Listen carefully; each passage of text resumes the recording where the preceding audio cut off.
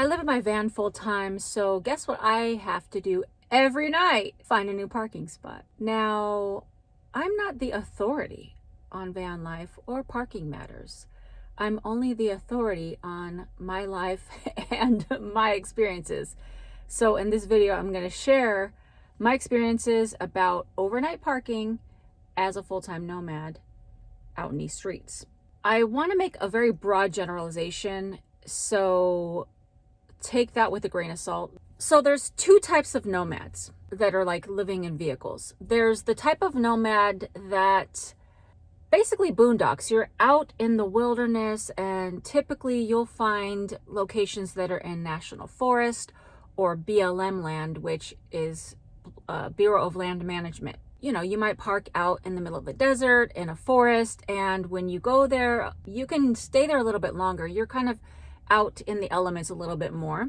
I can only speak to the ones that I know about, that some of them you can stay for 14 days at a time, you know, around 2 weeks. I am not familiar with that because I've only done that a couple of times. I think the longest I've ever stayed anywhere in terms of like boondocking was maybe 4 or 5 days. But that's one category of nomadism or vehicle dwelling. And then the other are the types of nomads, and the category that I most fall into is the nomad that's mostly traveling. Now, I know there's plenty of other types of nomads that do a hybrid, or they might live and work in one spot, so they're staying in one location. You know, you might be the type of nomad that goes just deep into the wilderness and you just basically stay there, or deep into the desert and you stay there for as long as you want. There's many types. So today I'm only going to talk about the one I personally know about, how I find parking as a traveling nomad. The majority of my time is traveling to different locations. I post a lot of videos about parking because I get a lot of questions about parking from people that are interested in doing vehicle dwelling. So I want to share the real deal of where I park and how I park. So that's why I post several videos about, in real time, me showing how I'm trying to find parking. Now, some nights are better than others. Most nights are great. Most nights are pretty easy. I'm able to find parking in a few minutes. It's not a problem. But there are times where, if you're watching this video and you're not subscribed, consider hitting that subscribe button. And if you decide you don't want to, if you're hovering your finger over there and you're like, I'm not sure, why don't you leave in the comments why you don't want to subscribe? I'd love to know what would be encouraging for you to want to subscribe to Travel Snacks. What do you want to hear about? What videos do you want to see? So you might as well throw a like on this video. I mean, we're a family here. There's nights where I literally have a hard time parking. It's just the nature of this type of travel, because I'm in a brand new location that I've never been in before. I don't know anything about the area. I'm brand new. I don't live there. A lot of times I don't even live in that part of the United States. So you're not only trying to learn about the environment, but you're also trying to learn about where things are, what freeways are like, what people's, residential neighborhoods look like, what the store parking is like. And there's a variety of ways that you can find parking. Watch videos like videos I've done about many places that you can park. There's so many different places that you can park. And like I said, it's pretty easy to find parking. But I don't love to highlight negative comments. Did I just invent a new word?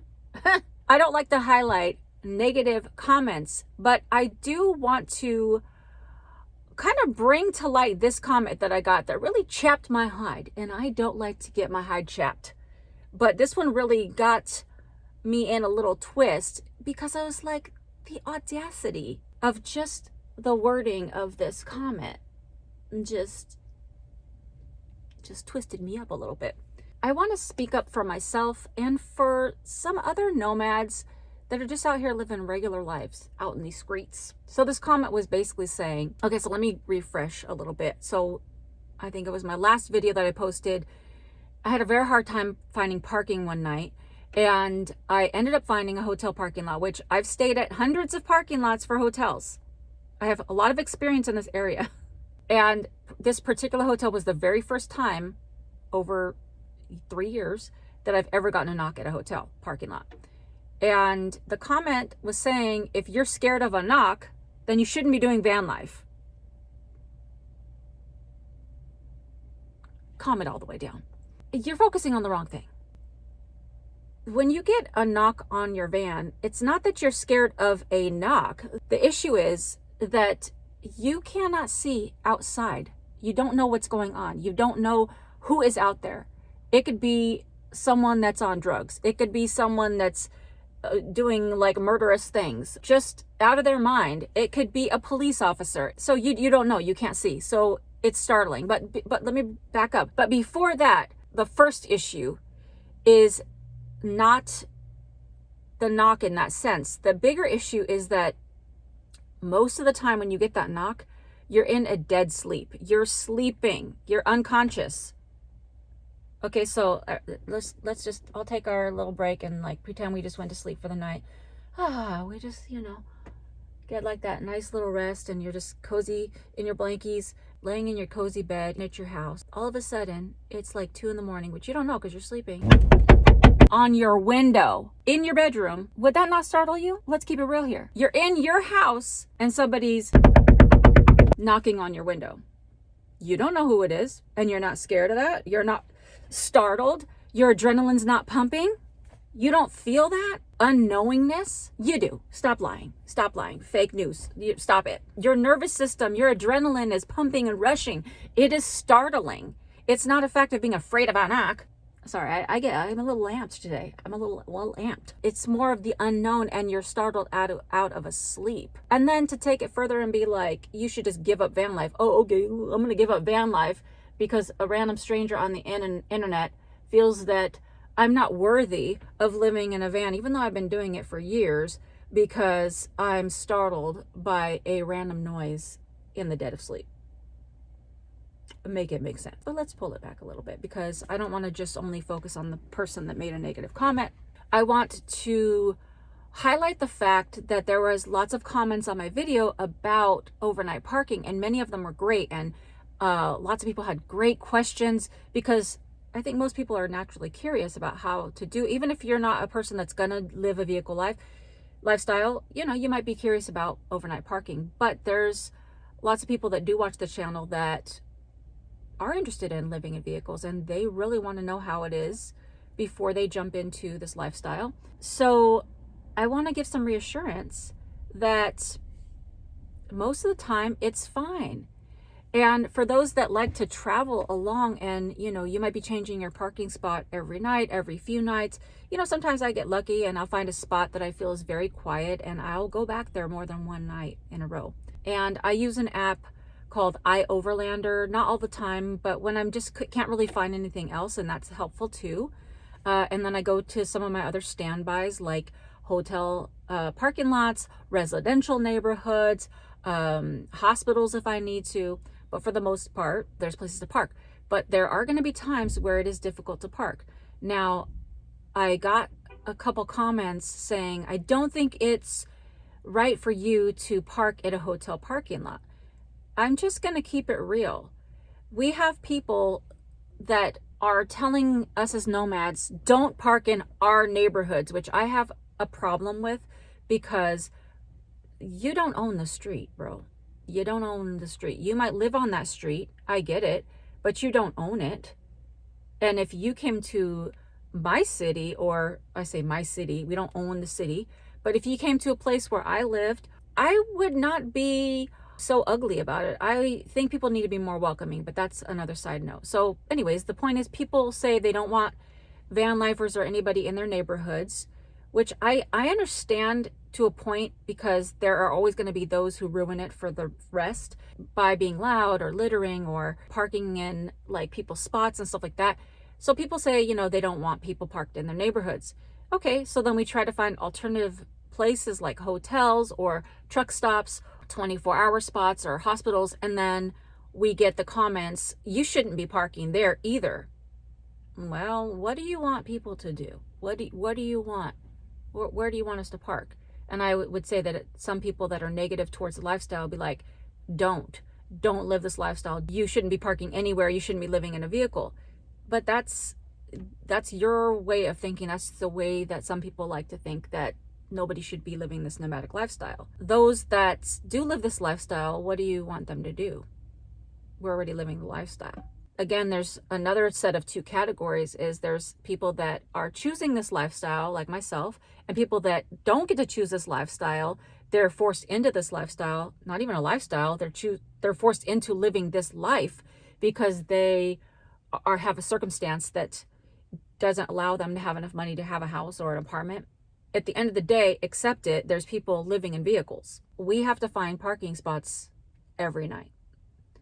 And we do the best that we can. I do the best I can in finding safe parking spots. Now, I've mentioned many times on this channel, whenever I make videos about parking in hotel parking lots or parking in residential neighborhoods, in apartment complexes, in hospitals, wherever you park, I've made it very clear that I am very firm about not taking other people's parking spots. So if I roll up to a hotel and I see that what I call is parked up, that's the name I call it. When I see it's parked up, meaning there's less than 5 spaces available, I will turn myself around, turn my van around and leave and go find another place to stay, because that is just respectful. If a place has 10, 20, 30 parking spots and it's 10 o'clock at night, I think they have enough spots. You can also park at Walmart parking lots, Cracker Barrels, Cabela's, Bass Pro Shops. There's a lot of different places, but not every city has those places. Okay, so there's a multitude of options of where to park, but sometimes you make a choice and it's not the right choice. Just as in life, every day we all make decisions and choices, and sometimes they're not the right one, and you have to live with whatever's the consequence. So there's going to be times where you choose a parking spot and it doesn't work out. Like the other night when I parked in the hotel parking lot, the security came and knocked on my window. Fine. They had, I don't know, like 50 or more parking spots available, but that's their rules they wanted to enforce, and that's fine. I left. I moved on. The truth is that you can find parking. Don't let that deter you if you're looking into this lifestyle. There's going to be times where it's challenging. You're going to be tired. You can't find a spot for 30 minutes and you're just tired. There's ways around that. When you get to a city, like when you first get there in the daytime, you can drive around. You can pin a spot on your Google Maps or Apple Maps to where you want to stay later that night. There's lots of things you can do. And I'm going to be making way more videos about parking, because I've noticed that when I post videos about parking, like many people are interested in that. So I'm going to be the parking queen. That's just going to be what this, I'm not going to, only make videos about parking, but I'm going to make a lot more videos about finding parking and safety of parking and parking problems. I love the Snack Pack community. I love hearing questions or comments or your thoughts, but there's a subsection of comments from people that don't live a nomadic lifestyle. They're probably in their apartment or house, just clicking along their keyboard and just saying, you should do this, you should have done that, you should get out of van life because you're clearly not cut out for it. Sir, ma'am, I dare you to try living this lifestyle for even a month and then tell me you have the same opinion, because I guarantee you with 5,000 fake dollars that if you got out on your own in a vehicle and tried parking every night in a different spot, you would have some challenges. And you'd have some successes as well. And that's the nature of life. You take the good, you take the bad, you take them all, and there you have the facts of life.